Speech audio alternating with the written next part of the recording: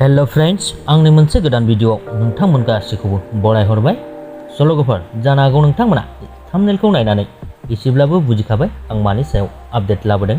लोगोफोर, दिनै बड'लेण्डनि दाब दाब जायगा लोगोसेनो आसामनि दाब दाब जायगायाव फंबाय नब'जित नार्जारीखौ बरायनो लाहार फाहार खालामदों।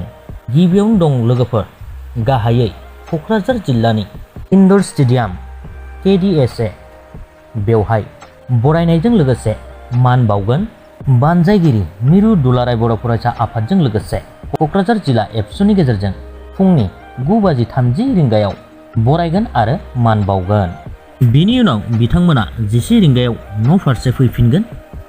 फैनाय समाव बिथांमोनखौ लामायाव 10 मिनिट एबा 5 मिनिट समहाय बयबो बरायगोन।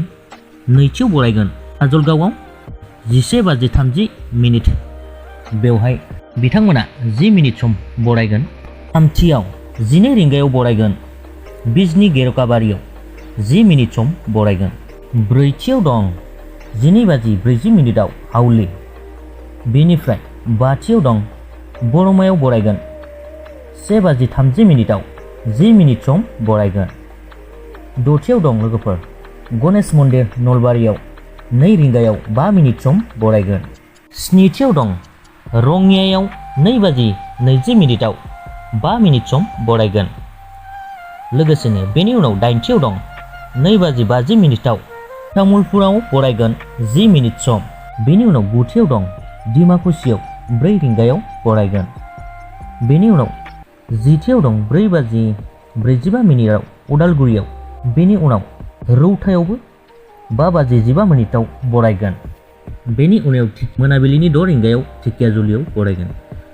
बेनि उनाव 7:30 बरघाट नगावआवबो 5 मिनिट सम बरायगोन। बेनिफ्राय दब'का हजायावबो बरायगोन। लोगोसेनो कार्बि आंलंनि लामहिं, बेवहायबो मोनाबिलिनि 9 रिंगायाव बरायगोन।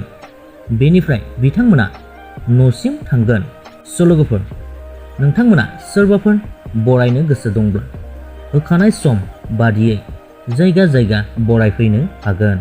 बिथांमोना बयखौबो खावलायहरदों।